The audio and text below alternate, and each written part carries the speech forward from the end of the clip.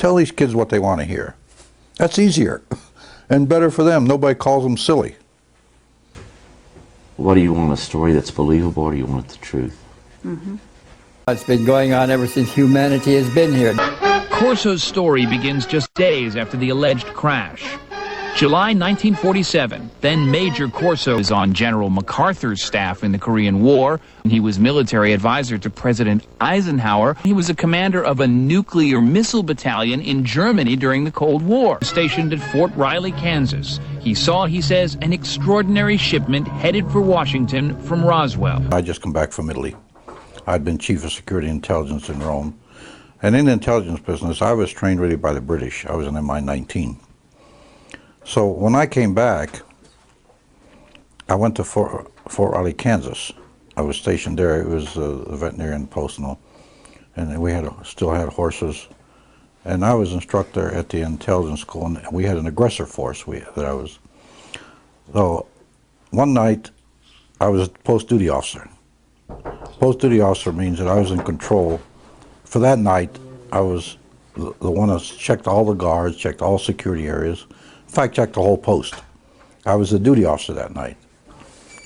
And I went to the veterinarian section, and a sergeant I knew very well was sergeant of the guard that night. I told him, Sarge, how's everything around here? And he said, fine, sir. I told him, they told me to be careful to watch this area because you have a sense of something sensitive here. He said, you want to see it, sir? I told him, yes, let's go look. And I knew this sergeant he was a master sergeant. I went back, and there was 5 crates there, like 5 or 6, I think it was 5. I lifted one up, and here's this body there and floating in fluid. And I looked at it about 10, 15 seconds, not much more than that.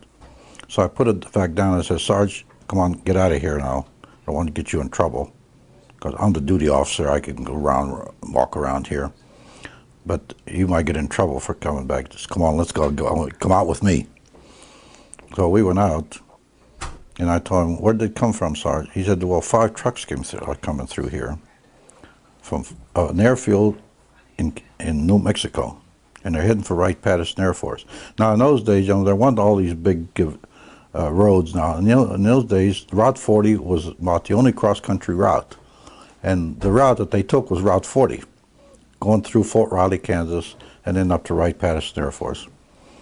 And I said, well, stay away from her, Sergeant. I don't want you to get in any trouble. I told him I can walk around and see it. So, and I started to figure, what was that? First, I thought it was a child, because it was small. Then I looked at this head and all, right away, and this was only happened in a matter of seconds. Then I put the end back down, and the head was different, the arms were spindly, the body it was gray. So right at that moment, I figured, I don't know what this thing is. So like in the intelligence business, I just better put it in the back of my head here and wait till maybe in the future I get corroboration so I can evaluate what it is. So I promptly forgot about it. 10 years later, I was down there, commanded the range in New Mexico, in White Sands, the Army's missile firing range. In northern, right near Trinity site, my headquarters was. So my own radar started picking up items going 3,000 to 4,000 miles an hour in this area. I had pencil beam radars which locked on the target. And the boys told me at about 3,000 or 4,000 miles an hour, quick acceleration, they break the lock. And that was one of the best radars we had during the time. So every time that would happen, once I notified our headquarters, they said, oh, forget it, we're not interested. So I figured I won't tell them anything anymore. It began for me in 1963 when I was assigned to the Supreme Headquarters Allied Powers in Europe. I arrived in the summer of '63 and I was assigned to the Operations Division. I was further assigned to what we call SHOC, the War Room, the Supreme Headquarters Operations Center.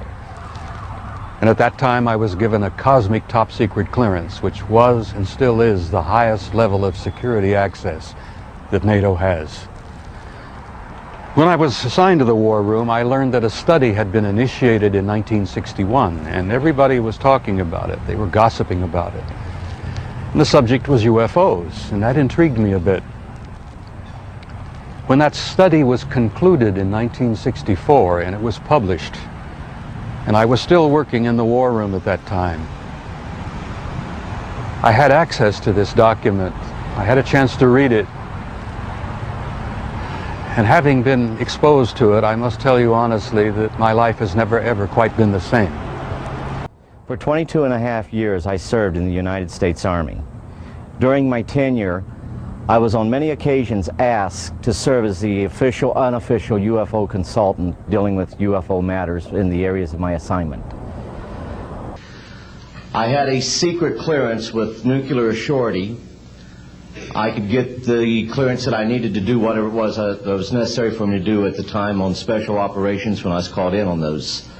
What I'm referring to here is that I was involved in situations where we actually did recoveries of crashed saucers, for lack of a better term, debris thereof. There were bodies that were involved with some of these crashes, also some were alive. And I did get one time a report that NSA was getting signals from space, which were not just space noise or or unscrambled or something you couldn't read. They were really very perfect and looked like something was guiding them. There was a real message, but we were never able to decode it. This was a very coordinated message. It wasn't space noise or jam or jumble mumble or anything like that, or just noise coming. It was a pattern. So the evaluation might come from outer space, some beings, and I got that report when I was at the White House, because I had the NSA clearances and all. So then I sort of forgot about it. I went to Germany, took a battalion over there at the time. Then I came back. I was Inspector General 7th Army. Then when I came back, General Trudeau pulled me in. He had reorganized research and development from a secondary mission logistics to a very compact, good unit, about 3,000 officers. It wasn't too compact. And I went. He made first when I reported in, I was a special assistant. Then he created the Foreign Technology Division about a week later and put me in charge of it. He said, "Phil, watch things for me. The rest don't understand." And we had 3,000 officers in R&D. Of course, I'd been with him before, see? And that was the order he gave me: watch things because the rest don't understand. There, I started getting the topsy reports. I started getting other crash reports, the artifacts I got. And this was the operation, actually, the Roswell operation, the artifacts ended up in that area. But sometimes I often wondered, because I didn't even understand them, what we had. But gradually it developed. We knew they were important, and we knew there was something there. And we had the talent, the organization, and the money to push these things forward, which we did. It was transistors, fiber optics, integrated circuits, laser, and super tenacity fibers. Those were the important ones. There were other things I did too, like yes, it was. I had two objects. One looked like a flashlight, a small flashlight, and of course, like a human being that doesn't know too much, stupid human, I figured the battery was dead and it wouldn't come on. There was no battery in it, but that's the way that's all we knew. So one day I had this thing out, and I could never get it to come on or operate. I didn't know what it was, and the shell was so tough. It was like the atomic aligner that you couldn't get it in. We didn't want to cut through them, and if it was important to ruin it, was the inside. So I decided to take it down to our atomic lab at Fort Belvoir. We had our atomic laboratory that's made the atomic engine, and the portable atomics that went to McMurdo were made at Fort Belvoir. And I went down there, since I knew most of them personally. It was our laboratory after all.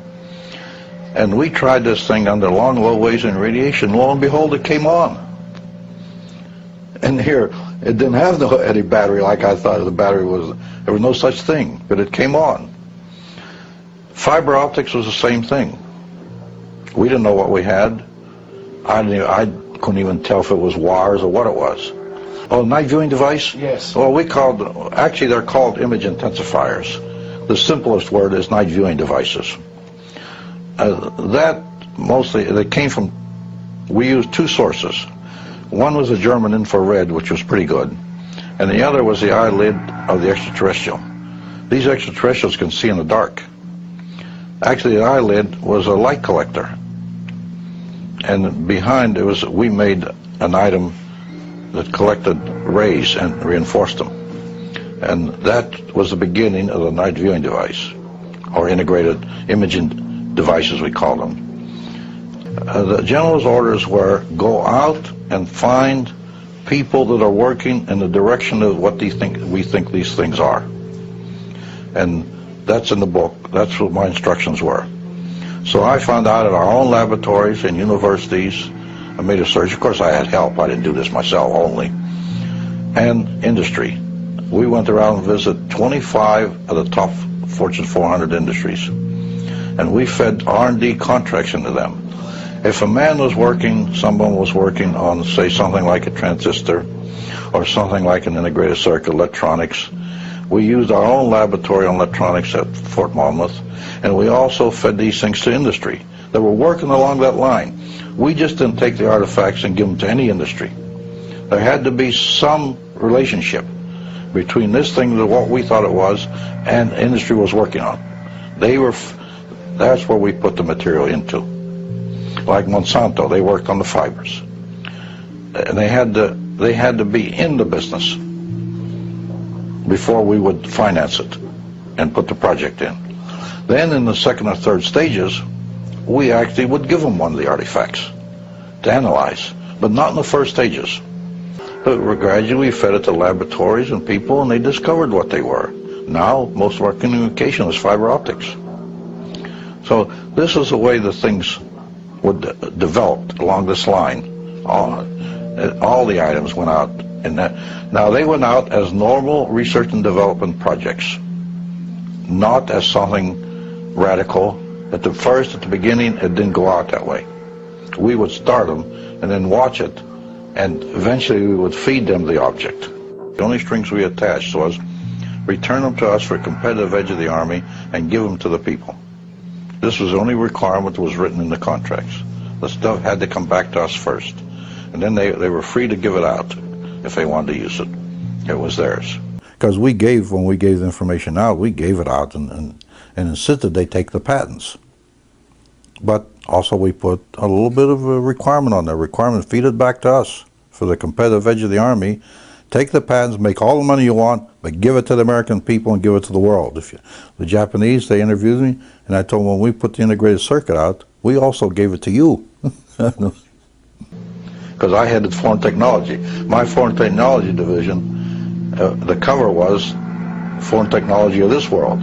But on the side, never written, was foreign technology of other worlds too. That we didn't make public, because we'd have been tabbed as kooks immediately.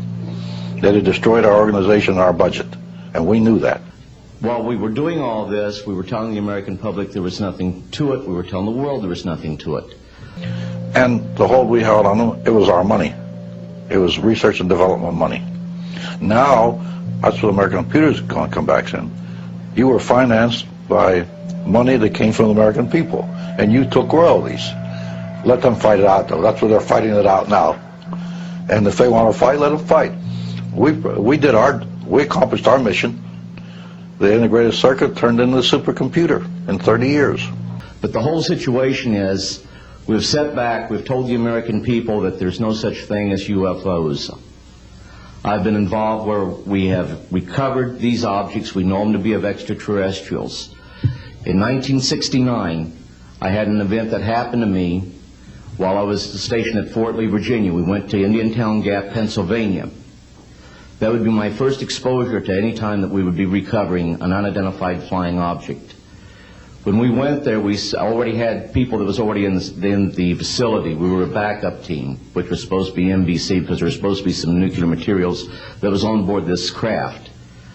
Later on, most people involved were to be told that there was nothing on board it. It was nothing more than just a crash of one of our aircraft. I know better, because I was one of the people that approached it with a Geiger counter to get surface readings. I was the first person to go ahead and see that there were bodies on it. That would be the first of approximately 12 events. UFO crashes are not events that take place every day. They're rare. I know we're not alone in the universe. I know that the absence of evidence is not evidence of absence. It's evidence that has been denied to the American people.